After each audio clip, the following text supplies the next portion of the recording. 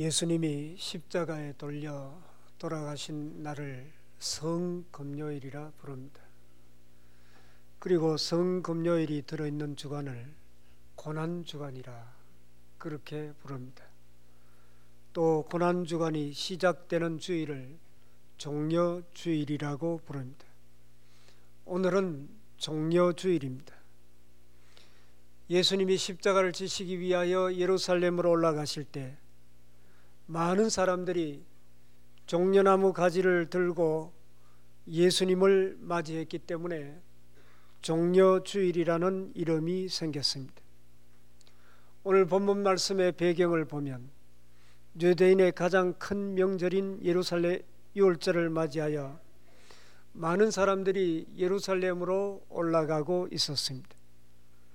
예수님은 때가 된 줄 아시고 자신을 유월절 어린 양으로 하나님께 바치기 위하여 예루살렘으로 올라가셨습니다. 그동안 사람들은 예수님을 향하여 수많은 기적과 능력을 바라보면서 예수님을 따랐습니다. 오늘 본문에서 사람들이 예수님을 열렬하게 환영한 이유도 바로 여기에 있습니다. 사람들은 예수님을 열광적으로 환영하고 맞이했습니다.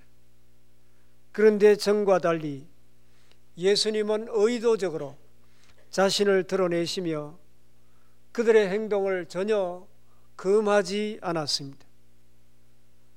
오늘 본문 38절 말씀 보면 사람들이 예수님을 향하여 찬송하리로다. 주의 이름으로 오시는 왕이여 이렇게 외쳤습니다. 진실로 예수님은 왕이십니다. 예수님은 만왕의 왕으로서 온 세상 만물을 다스리시며 주관하시는 분이십니다.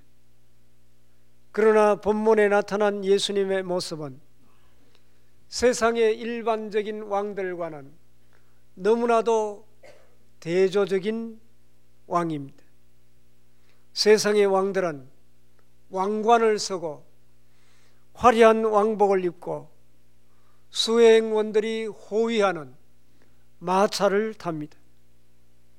그러나 예수님은 멋진 백마 대신에 나귀 새끼를 탔었습니다.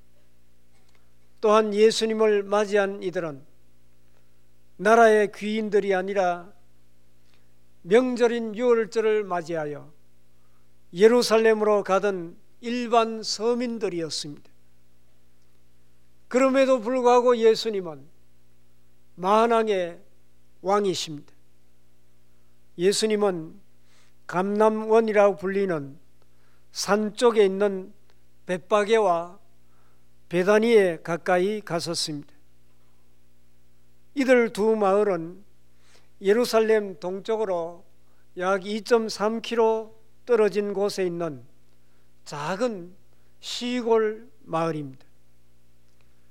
거기서 예수님은 두 제자를 맞은편 마을로 보내었습니다. 예수님은 맞은편 마을에 나귀 새끼가 있다는 것을 알고 제자들을 보낸 것입니다.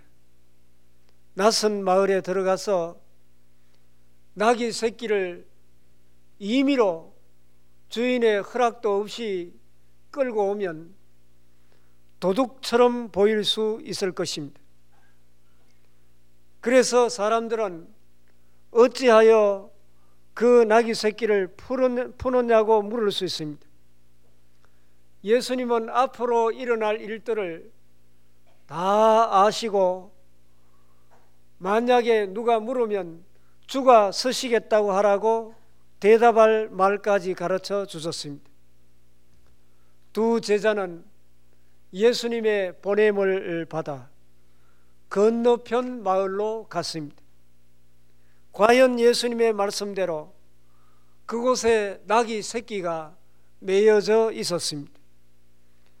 그들은 예수님이 말씀하신 대로 매여 있는 나귀 새끼를 풀었습니다. 그때 나귀 주인이 묻습니다. 어찌하여 나귀 새끼를 푸느냐? 두 제자는 예수님이 가르쳐 주신 대로 주께서 서시겠다고 대답해 주었습니다. 대화는 이것으로 끝입니다. 더 이상 설명이 필요 없었습니다.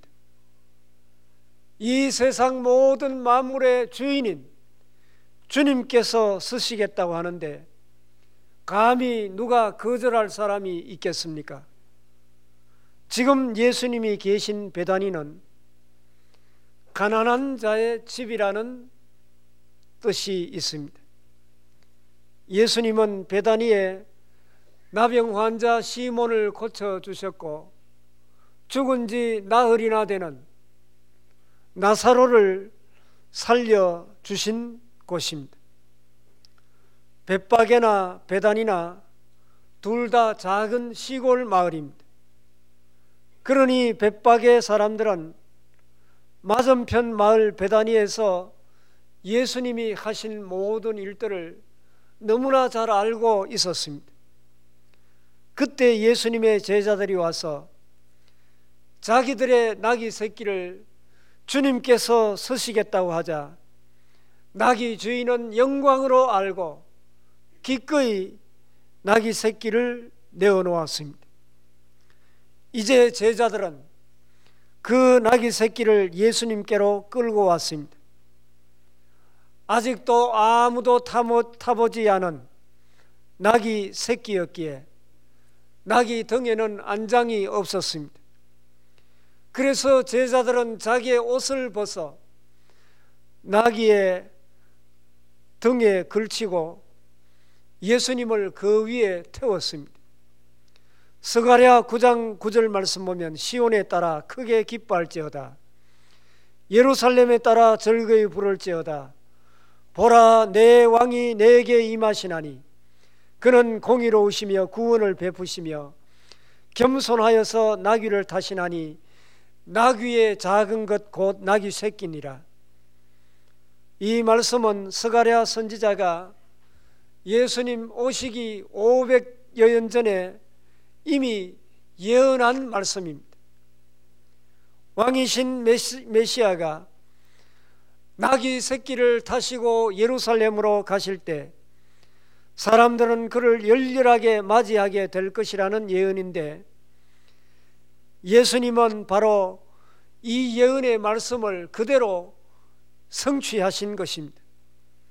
사랑하는 교회 여러분, 예수님이 이 땅 위에 오신 것은 이스라엘 백성들을 로마 속국에서 구원하시기 위함이 아니라 자기 자신이 친히 속죄 제물이 되어 십자가에 달려 죽으심으로 그들의 죄에서 구원하시기 위하여 이 땅 위에 오셨습니다.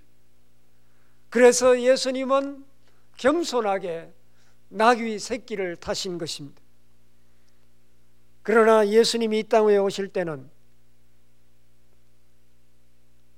이제 영광 가운데 이 세상을 심판하시기 위하여 다시 오실 것입니다. 오늘 본문에서 예수님은 사람들의 경배를 거절하지 않고 그들의 경배를 그대로 받으셨습니다.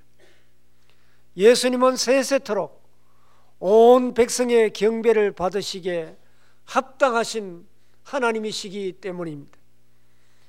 오늘 본문 36절 보면 가실 때 그들이 자기의 겉옷을 길에 펴더라. 예수님이 나귀 새끼를 타고 가실 때 제자들은 자기들의 겉옷을 길에 폈습니다. 그러자 그곳에 있던 다른 사람들도 겉옷을 벗어 길에 펴기 시작했습니다. 마태복음 21장 8절 이하에 보면 그때 그곳에 있는 대다수의 무리들이 그들의 겉옷을 길에 폈다고 말씀하고 있습니다. 왕이 가는 길에 겉옷을 벗어서 펴는 것은 오래된 관습으로 이것은 사람들이 왕에게 절대 복종하겠다는 뜻을 나타내는 상징적인 행위였습니다. 예수님이 가시는 길에 겉옷을 편 것은 왕이신 예수님께 절대 순종하고 복종하는 삶을 살겠다는 그런 뜻입니다. 그들은 왕이신 예수님의 나라가 곧 임하게 될 것을 기대하였습니다. 37절 말씀, 이미 감람산 내리막길에 가까이 오심에 제자의 온 무리가 자기들이 본 바 모든 능한 일로 인하여 기뻐하며 큰 소리로 하나님을 찬양하여, 그동안 예수님은 많은 병자들을 고쳐 주셨습니다. 귀신을 쫓아내고 심지어 죽은 자도 살려 주셨습니다.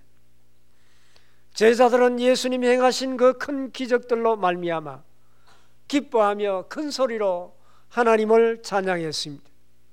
오늘 본문 38절, 이르되 찬송하리로다 주의 이름으로 오시는 왕이여, 하늘에는 평화요 가장 높은 곳에는 영광이로다 하니, 사람들은 먼저 예수님을 가르쳐서 주의 이름으로 오시는 왕이여 그렇게 고백했습니다. 하나님의 모든 권세를 가지신 왕이라는 뜻입니다. 계속해서 하늘에는 평화요 가장 높은 곳에는 영광이로다. 예수님께서 이 땅 위에 처음 탄생하셨을 때 누가복음 2장 14절 말씀 보면 지극히 높은 곳에서는 하나님께 영광이요 땅에서는 하나님이 기뻐하시는 사람들 중에 평화로다, 그렇게 천사들이 노래했는데, 그런데 오늘 본문 말씀 보면 사람들은 하늘에서의 평화를 노래하고 있습니다. 그 이유가 무엇입니까? 지금 예루살렘에는 하나님의 평화가 없었습니다. 로마의 지배를 받고 정말 고통 가운데 있었던 것입니다. 사람들은 왕이신 예수님이 이제 로마 군인들을 몰아내고 예루살렘에 진정한 평화를 주실 것을 기대했습니다. 그들은 이 땅 예루살렘에 평화가 있을 때 비로소 하늘에서도 평화가 있을 것이라고 생각했습니다. 그래서 그들은 하늘의 평화를 노래하고 있는 것입니다. 우리는 오늘 본문에서 예루살렘이 예수님의 심판을 받게 될 것이름을 볼 수가 있습니다. 왜냐하면 왕이신 예수님을 배척했기 때문입니다.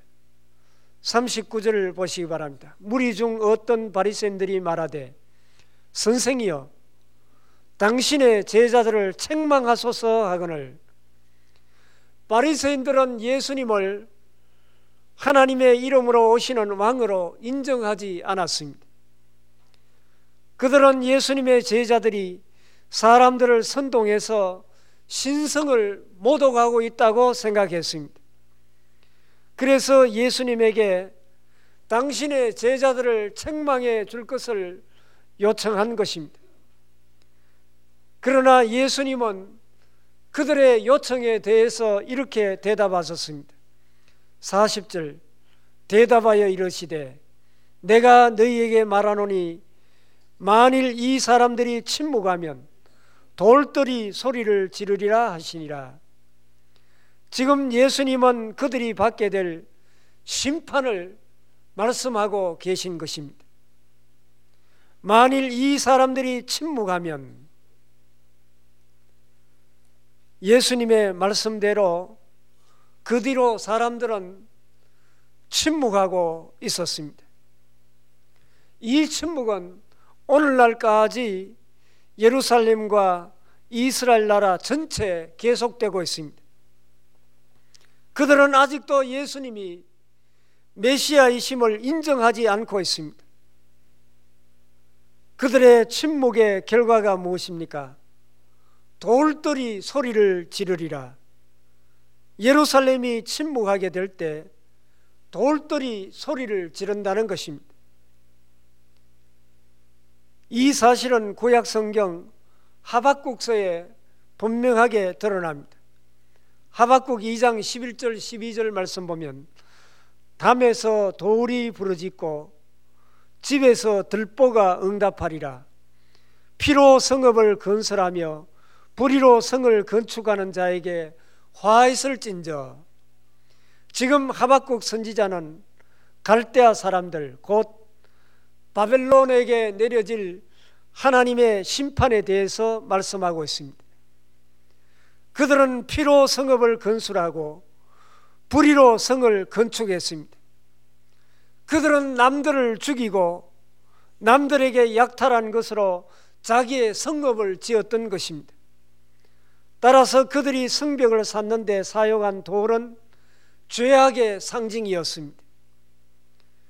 그 돌들은 부르짖으면서 계속해서 그들의 죄악을 성토했습니다. 그 후에 바벨론은 심판을 받아 멸망을 당하였습니다. 오늘 본문에서 예수님은 같은 뜻으로 말씀하고 있습니다. 돌들이 부르짖으면서 바벨론의 죄악을 드러내었던 것과 같이 돌들은 소리를 지르며 예루살렘의 불신앙과 그들의 죄악을 성토할 것입니다. 그래서 바벨론이 심판을 받아 멸망할 것처럼 예루살렘도 심판을 받아 멸망하게 될 것이라는 말씀입니다. 지금은 온 예루살렘이 환호하고 있지만은 그들은 곧 침묵하게 될 것입니다. 그리고 예수님을 십자가에 못 박아 죽였습니다. 그 다음 예루살렘은 심판을 받아 멸망하게 될 것입니다. 예수님의 예언대로 결국 40년 후에 주 70년에 예루살렘은 로마에 의해서 완전히 멸망당하고 말았습니다. 예수님의 말씀은 그대로 성취된 것입니다. 예수님은 예루살렘을 보살피시며 그 모든 사람들이 구원받기를 원하셨습니다. 그러나 그들은 침묵했고 예수님을 배척하고 예수님을 십자가에 못 박아 죽였습니다. 그리고 심판을 받았습니다. 우리도 침묵하면 돌들이 소리를 지를 것입니다. 사랑하는 교회 여러분, 우리의 왕이신 예수님을 기쁨으로 영접하고 예수님을 찬양하고 경배합시다.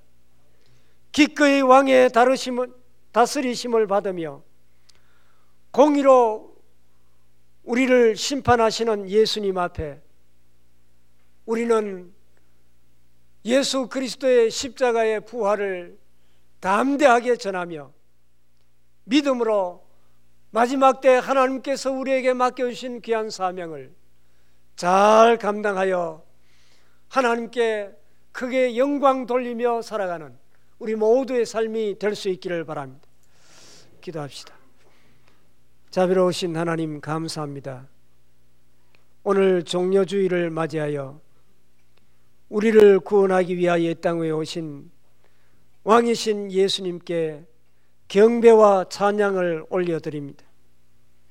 나귀 새끼를 타시고 온 백성의 경배와 찬양을 받으시며 예루살렘으로 입성하소서 십자가에 높이 달려 죽으심으로 우리의 모든 죄에서 구원하여 주신 그 크신 하나님의 은혜와 사랑에 감사와 찬송을 드립니다. 이 세상을 심판하시기 위하여 다시 오실 주님을 기다리며 복음을 위하여 헌신하며 충성하며 살다가 주님 오실 때 기쁨으로 주님을 맞이하며 멸류관 상급받는 우리 모두의 삶이 되게 하여 주시옵소서. 예수님 이름으로 기도하옵나이다. 아멘.